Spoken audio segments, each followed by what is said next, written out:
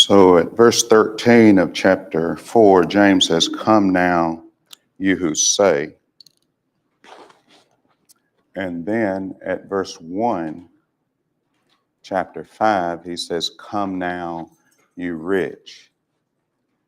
So after calling the boasters on the carpet for leaving God out of their plans, James turns his attention to those with an abundance of resources. He says, "Come now, you rich." We pointed out last time, just for any that might have missed, that this internet has given us and our children unfettered access to the rich. This brings certain enticements and allurements that was not known before. There's nothing new under the sun in the sense that there's always been temptations, always been these lusts of the flesh, these desires. There's always been covetousness. There's always been this desire for money. But what we're pointing out with this new mode of access, see, it poses another set of problems and challenges, see, that previous generations have not had to deal with. Porn is now watched by, Rod was in the 5th grade and they had porn pulled up. So at least in the 5th grade, you see, when has that happened? You see, where little boys during their break are watching porn. I know because he come and asked me, what was that? He mentioned a site. He said it had a so-and-so, and Daddy, it had some naked people on it. What is that? What was they doing? You see. And same thing here with the rich. They, now you can see, how they live, and they show everything looks so good and shiny. And they promise, this lifestyle of the rich. See, and that's appealing to our kids. That seems awfully nice, doesn't it, to be able to cruise around and fly around and have chauffeurs and have plenty and to see those things. And so we started talking about those kinds of things. We wanted us, before we get into just who James has under consideration here, to just be aware of what Jesus said about wealth, about these enticements, about these allurements. We pointed out where Jesus said that it was hard, see, for a rich man to enter heaven, the kingdom of heaven. See, we don't have to wonder about that, do we? You see. The Creator said it's hard for a rich man to enter heaven. And so therein, see, lies a certain set of problems. We know he cares for the rich, and because he told Timothy to tell rich Christians and others, it seems from the context, how to live, how to use their resources. But most importantly, not to trust in uncertain riches, he said in 1 Timothy 6, but to trust in the living God. So, and then he goes on there to tell them that so that they may lay hold on eternal life. So it's not that they can't lay hold on eternal life, but that wealth poses a certain set of problems, doesn't it? See, men trust in those things. And men make poor decisions. Jesus said that you cannot. Now, he's talking about impossible. He's not talking about cannot in the sense that you could, you just shouldn't. You cannot serve God and mammon. Now, a lot of people have tried it. Therein lies the problem, isn't it? That the devil has tempted so many to think that they can have it all, that they can do both, that they can be rich and serve God. And that's just a dangerous recipe. See, because the problem comes, 1 Timothy 6 also says that those who desire to be rich, see that problem of thinking you can have it all, of having both. The problem, see, is in that desire. See, he says those who desire to be rich fall into a temptation and a snare. There's the problem, see. You might say it ain't so much the money, but just soon as you say that, it is the money, because it's hard for a rich person to get into heaven. So now there's what we got. What do we have to teach our children? See, isn't it? Money and everything. Try to steer them, see, into jobs and opportunities where they won't be tempted, see, to try to go down that road of wealth and riches. See, we need to teach them, don't we, to put God first. Now that starts, kind of at the cradle, when they look up and they wondering, where we at church. See that you're showing them right there, God first. Then they get there.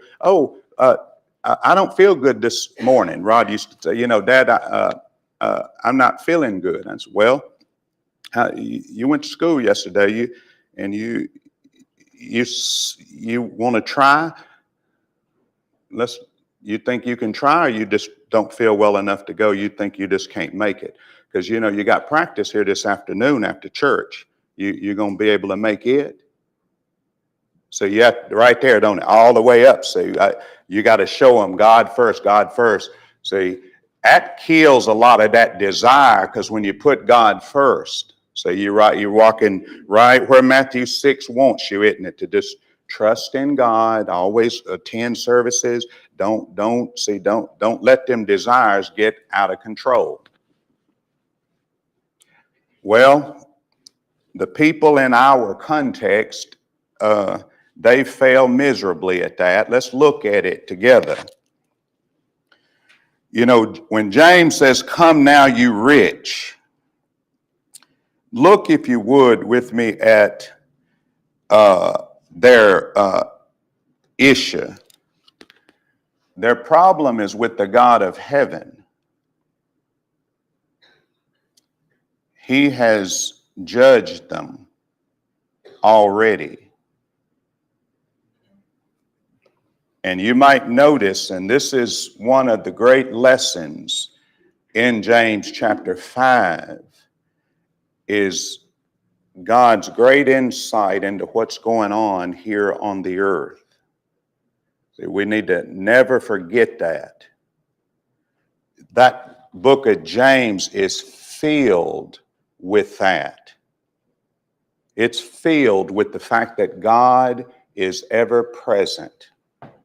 See, I think that's what verse 4 just says. Here's troublemakers in the church, but they don't realize they're not going to receive anything.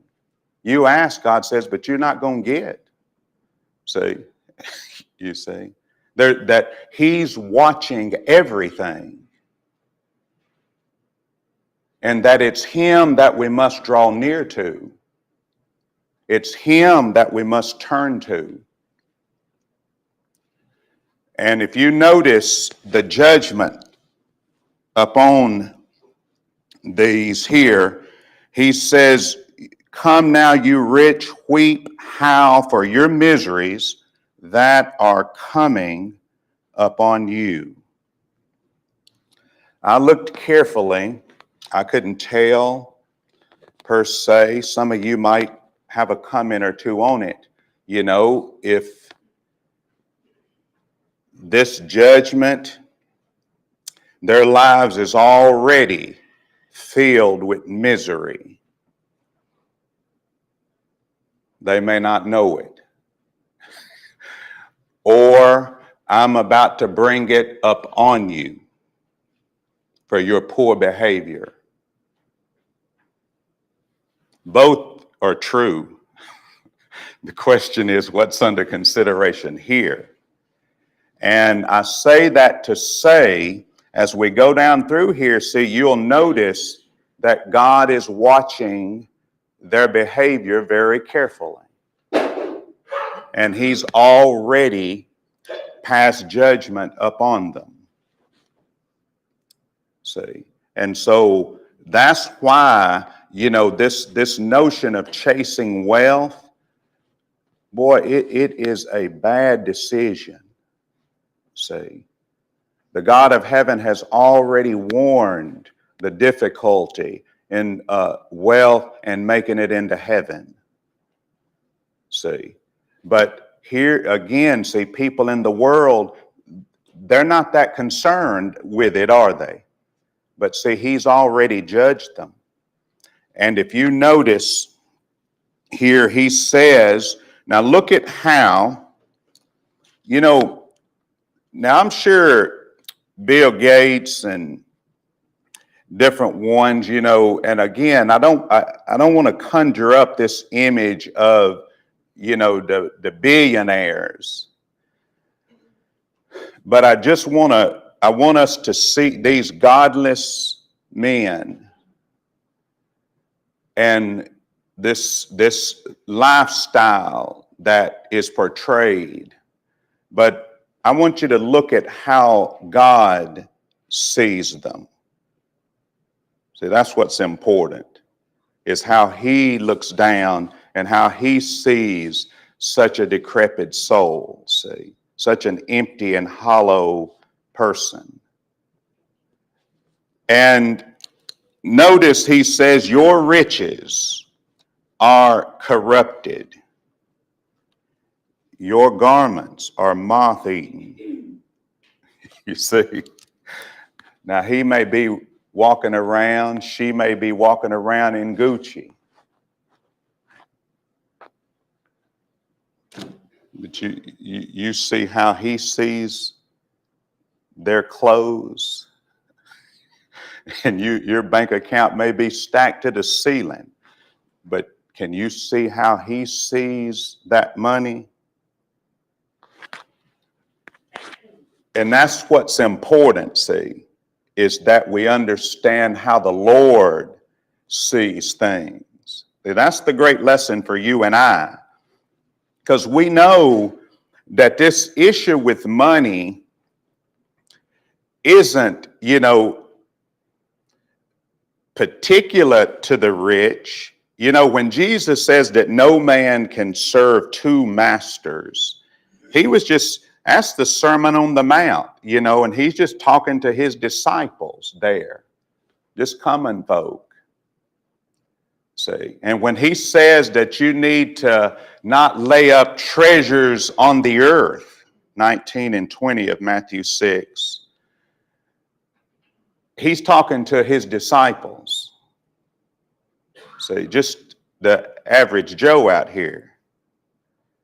And so the context, see, this idea of chasing money and storing up treasures and not being rich toward God isn't peculiar to the rich. But that also is why we need to have a frank discussion about the rich, to see clearly what's under consideration here, that God doesn't see this wealth and all the way we might see it.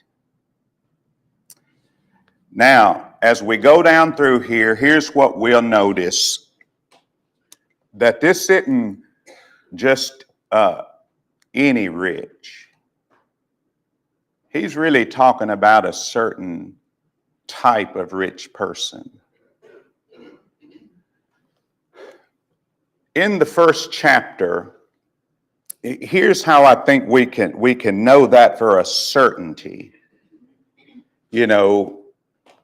He says, let the lowly man glory in his exhortation.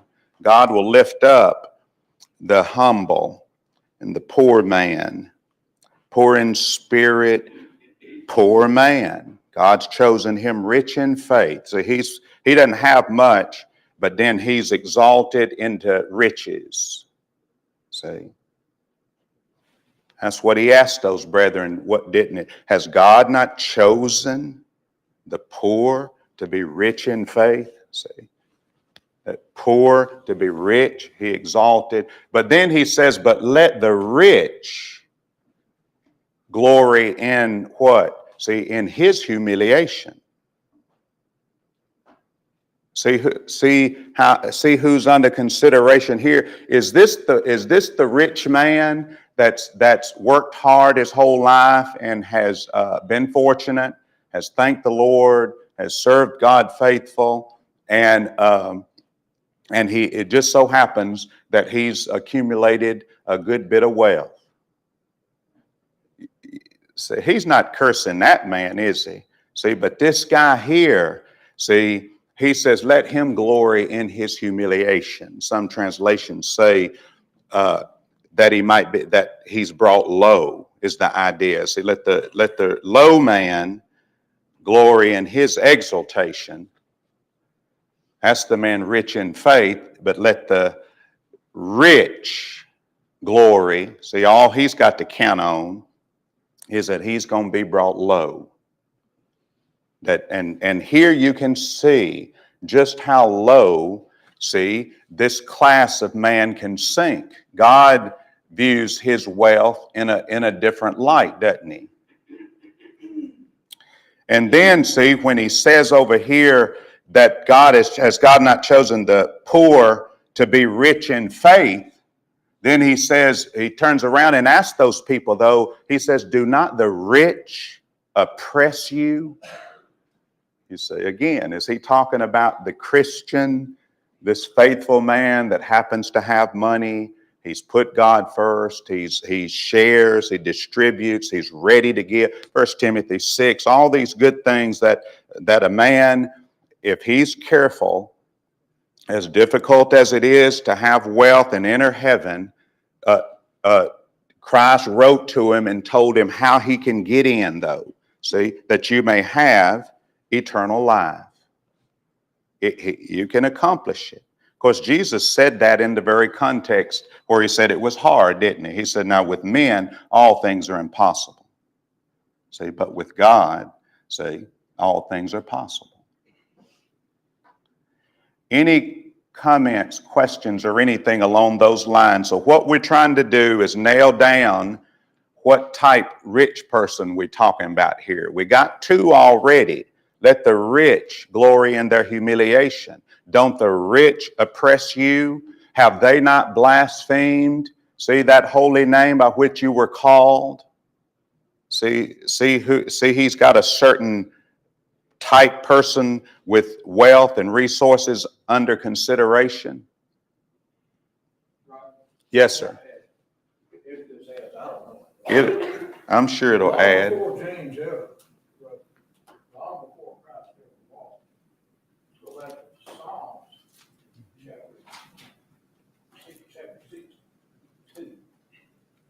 Verse 10, it starts out, don't trust in oppression. You have the riches oppressing. And it says right over, don't trust him. Those are the riches. It says more vainly hope in robbery. How many sit around and play a lot? Hoping in vain is or gambling, hoping that I'll win it all. And it says if riches increase, you can have a poor man. And then it tells you if they do, if it increases, and you wind up rich, don't set your heart on it. Think nothing of it. So there's another rich that could, without intent, not meaning to, also riches increase. Then what? All right, what level do we go to with this? You don't.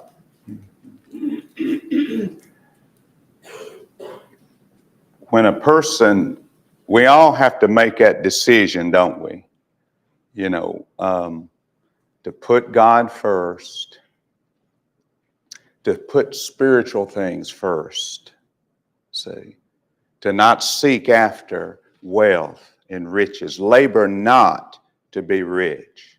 Those that would be rich fall into a temptation and a snare. See, we have to kill the desire. Each person. See, again, that those that would be rich, that desire to be rich, that's what has to be, that's cutting it off at the root, isn't it? See, it's just to kill that desire in man, to want it. Jeremy? I agree with this being a certain type of rich person, and you'll get into it in this chapter 5, because he talks about this person who would stoop so low to defraud and not give to his laborers what they deserve. So here's a rich person, and this is why I think it's almost impossible, or it is impossible for a person to seek to be rich, to do all these things, to become rich, and just not do a bunch of stuff wrong to get there. I mean, just in the workplace, you see the people who are above you that they'll tell a lie here or there. They'll say this or that. Just tell them this. All these things they do for the sake, just for money, and not even considered rich people. But to get to the point where you're like a Bill Gates, one of these people, short of you just inherited some money, but to get to that level, and to sustain it, these temptations and stuff that you have to endure, there's no way that there's a person that wants to achieve that level who has not done a bunch and continues to do a bunch of wrong things to maintain it. I think he's talking about that type person, that specific type person. No, I appreciate that. Yeah, no doubt about it. As we go down, you'll see this person under consideration is really an exploiter, isn't he? That's really who he has in mind. We mentioned this last week. It's the rich that have exploited people, taken advantage of people, see, and that's how they've accumulated what they have. And that happens a lot in society. A lot of people prey upon others and concoct schemes to take advantage of poor people. And they've gotten rich that way. Those little lenders, Donnie, did that, didn't they? They sat down and figured out, here's a little lady trying to get to work, and she needs $25, and they tell her, I'll loan you $25 if you'll pay me $30 back. So, and they know human nature, she got to get to work, got to have some gas, got to get back and forth, needs to get a tire for her car, and then see. But what they know is that if you ain't got 25 now, it ain't likely you're gonna have 30 next week. And so then they write in there, well, now there's just a minor little charge each time that no problem, just sign right here. So, of course, they don't read all that. Next thing you know, they owe $500, for a $25 tire or something to get to work on, say, exploiting people. And they built their wealth on that. We know that, one, because their riches are corrupted. And that word there ain't the corrupt, kind of like, he cheating. That word there is the word decay. That Jesus's body didn't see corruption. That's that God looks down, see, upon this type rich person, and he says, your money is falling apart. Your clothes is moth-eaten.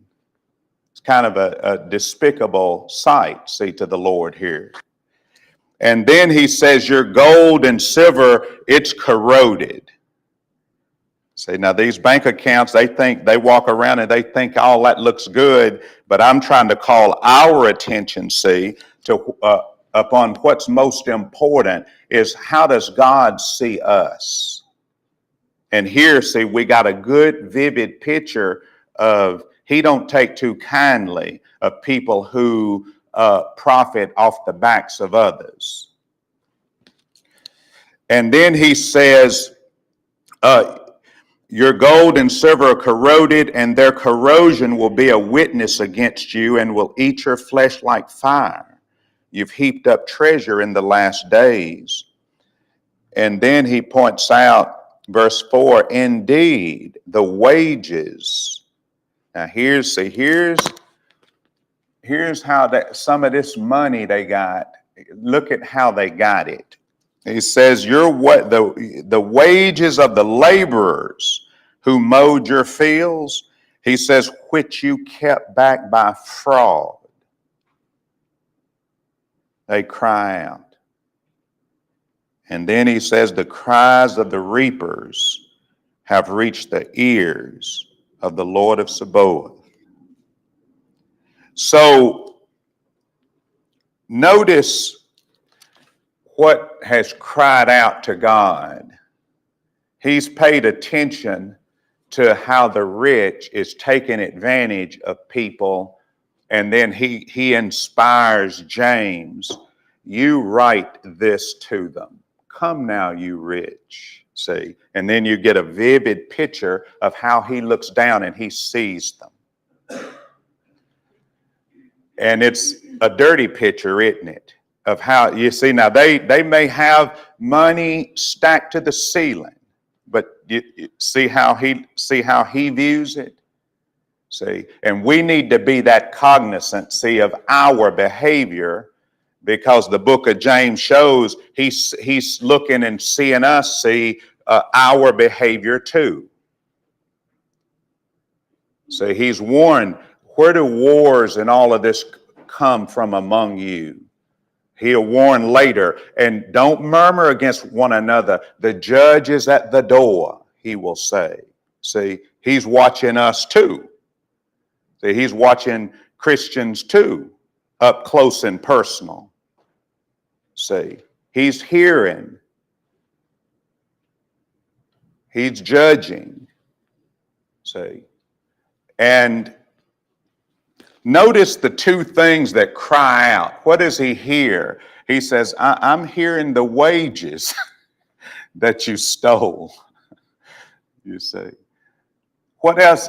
Well, I'm hearing the guys that worked your fields, the reapers, are crying out. See. The people you owe. The people whose backs you broke. See.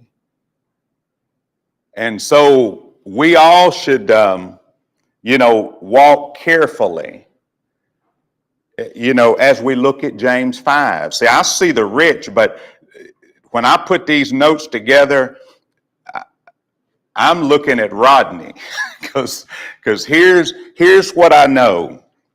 I thought, well, now, when Paul wrote to the Romans, here were people who they could see the problem in other people's lives, but they couldn't see that same problem in their own life. Exploitation isn't unique to the poor. See, anybody with a little of anything can exploit and take advantage of somebody. See, that's where I went with it, with my study on James 5. See, is to think about, purifying your heart. Make sure, don't ever take, here's somebody I've had through the years, y'all probably have too. I've had people maybe do some yard work. And here's a poor guy, he comes up, he's, hey, man, I'll mow your yard, I'll clean your car, anything I can do to help you, I just need, if I could just get me $5 or $10, that's all I'd be fine with me. I'm just trying to get some, and then see the devil tempts you. get your yard mowed for $5. Wow. So that's a pretty good deal. No, that's stealing. Goodness. You're going, I mean, that'd be worth a little more than that, wouldn't it? See, the point is, exploiting, that temptation to exploit comes up all the time in our lives, to take advantage of people. See, where you could maybe gain a little bit if right. Somebody, they call up in a little jam, see, they kind of needy, and you can kind of prey on that. Any thoughts on that? Because that's the message here, as we talk about the rich, we certainly don't want to forget that we all can exploit people. I've seen men, husbands, sometimes we've seen that husband, he lives pretty good. The wife and the kids, they scrape around. He exploits her, she go buy something for the kids. He has a cow, as they say. But then, see, he goes out and he does whatever he wants to. See, that's a little form of exploitation, isn't it? See, that's where, so as we talk about these people here, God, I guess the question is, does he hear that kind of exploitation too, the Lord? Can't you see he listening carefully, that he's watching and observing exploitation of people?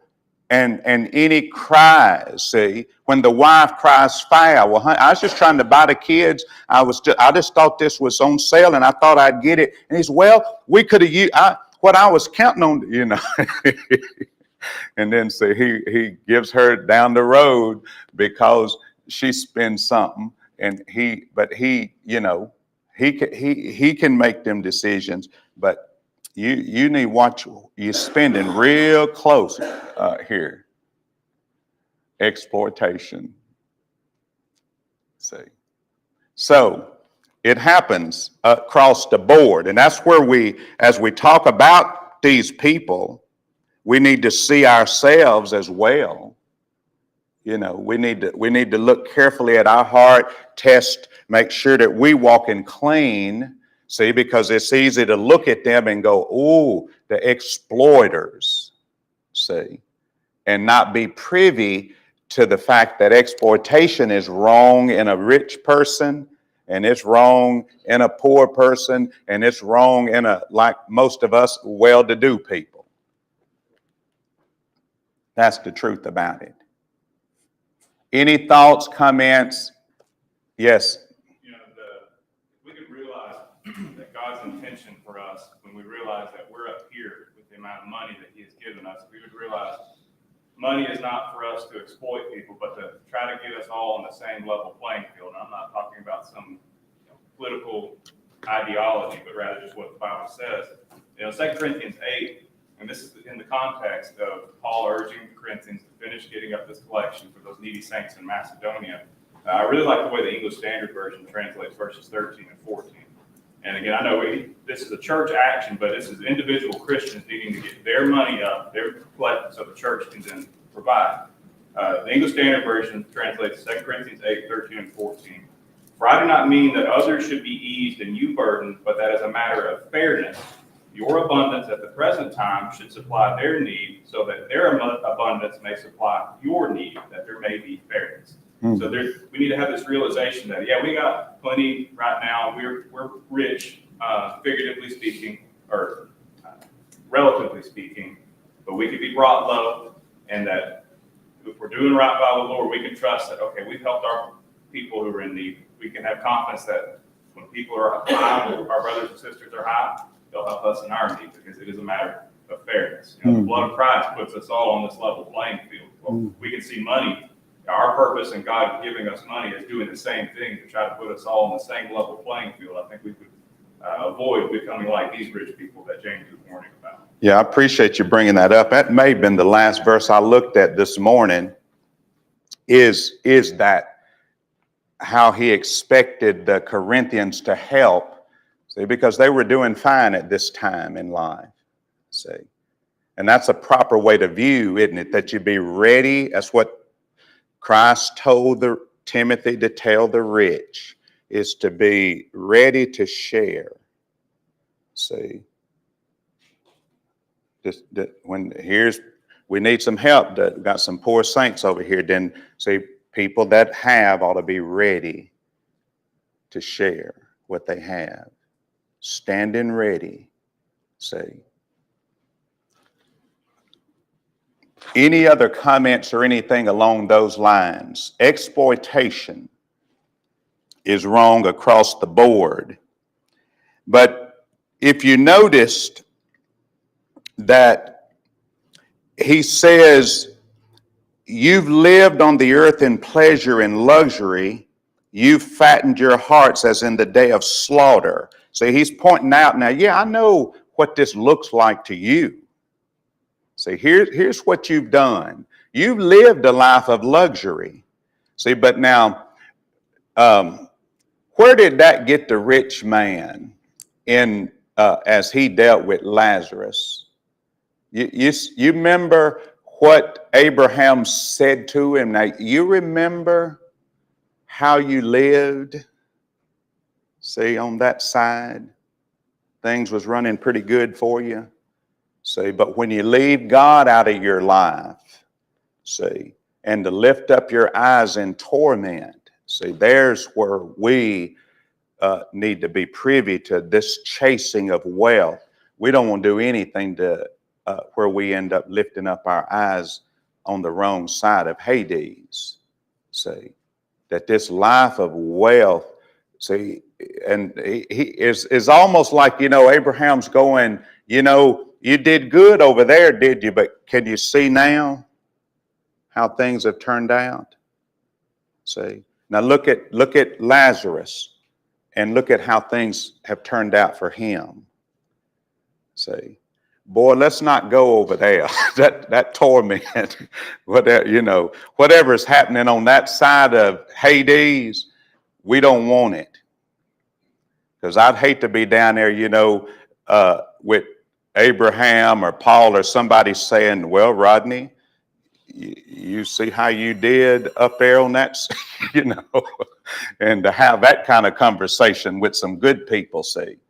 So let's just be aware of how God sees and views people who manipulate others and take advantage of others.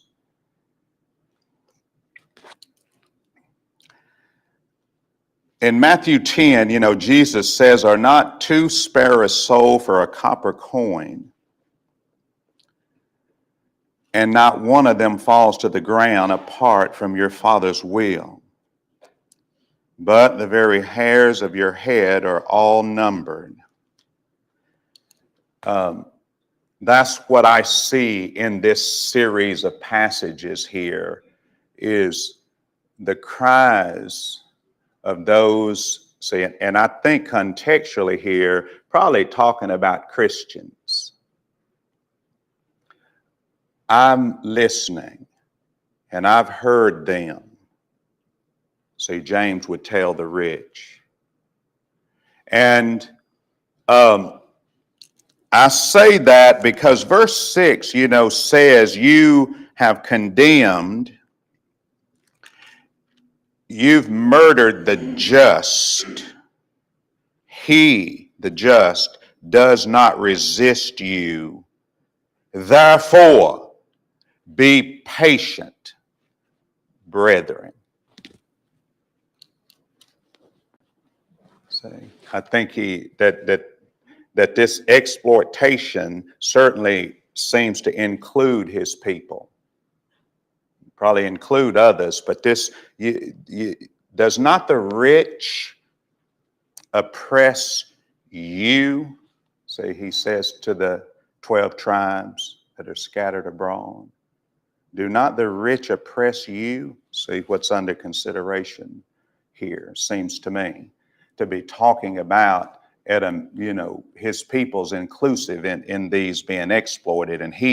And the message for us is that I've got you. I'm listening. I'm seeing. I'm watching. And we can find a lot of comfort and consolation in that fact too. That whatever we're going through down here, he's cognizant of it. He's aware of it. We must endure it.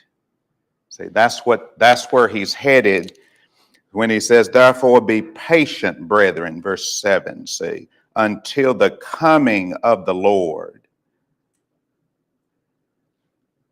Now again, we can talk about this next time, Lord willing. You know, it seems to me here that this coming is his coming in help and consolation and relief to them as they're going through these things. And, you know, if you have a case and would like to make it that he's talking about when the Lord comes back, you know, I don't think so. One reason is these people here are all in the Hadean world now, you know, and then Jesus would say, you know, you be patient, establish your hearts, for the coming of the Lord is at hand. And so that seems to suggest, see, he's talking about a coming right then, you know, while they were going through whatever they were going through. That I'm coming to help you. I hear your cries. I hear your pleas. And I'm on top of the fact that you've been exploited, and you can see how I see them. They're going to get theirs. Come now, you rich. See, weep and howl for your miseries that are coming up on you. Your riches are corrupted. Your clothes moth-eaten. See that he's brought judgment upon them.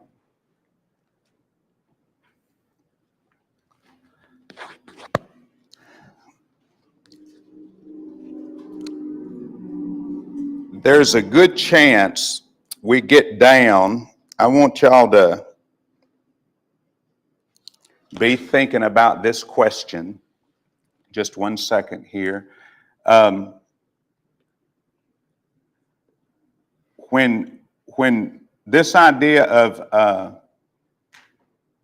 confessing your faults one to another, and the reason I say that, I think we'll go through this other here fairly quickly. We've talked a good bit about verse 9 all along, but think about this.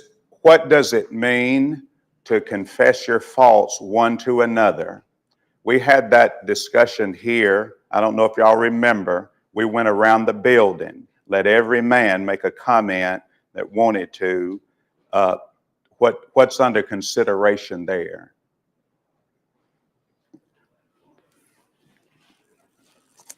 I appreciate y'all's good participation in everything.